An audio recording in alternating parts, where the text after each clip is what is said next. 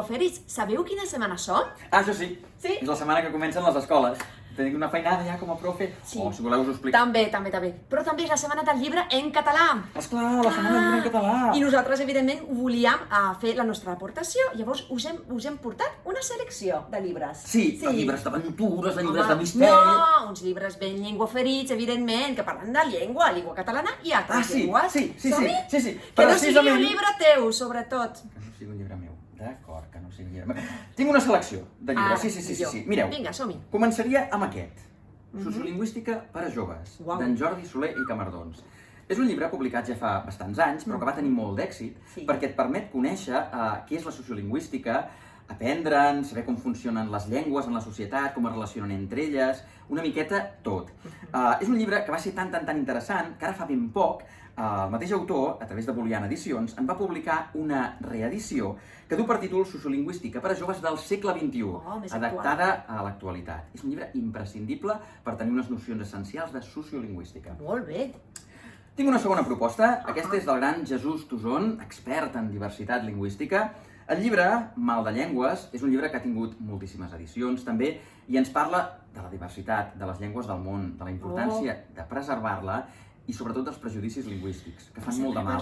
Oh, aquesta llengua és molt difícil, aquesta llengua és no sé què. No, totes les llengües són igual de vàlides, serveixen per tot. Llegiu-lo, imprescindible. Mal de llengües. Exacte. I acabo amb un llibre també d'un altre referent de la lingüística, en Joan Beny, en aquest cas és Els parlars catalans, un llibre de dialectologia on podreu descobrir moltes curiositats del català arreu del territori. Com va variant la llengua a nivell lèxic, a nivell fonètic, a mesura que anem recorrent als països catalans.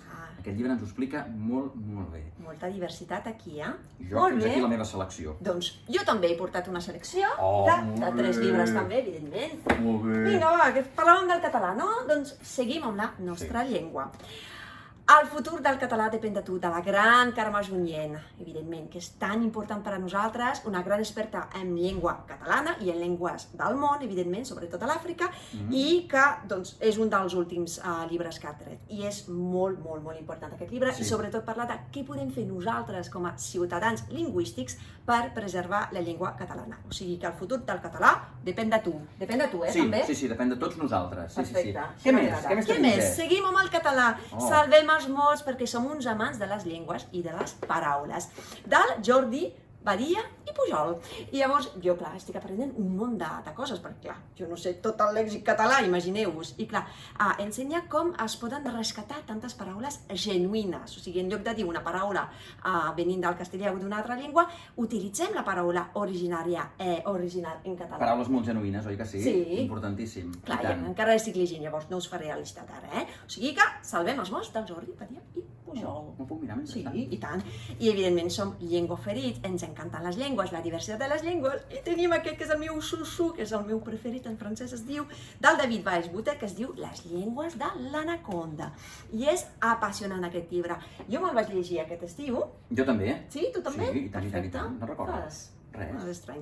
Doncs cada capítol tracta de diversitat lingüística, els colors en algunes llengües, parla de les llengües de les tribus, fem un viatge impressionant, jo m'ho vaig passar molt bé, de fet tinc ganes de tornar-hi, eh? Sí, mira també de gust. Sí? Doncs mira, jo primer, les llengües de l'anaconda, David Valls-Botet, evidentment.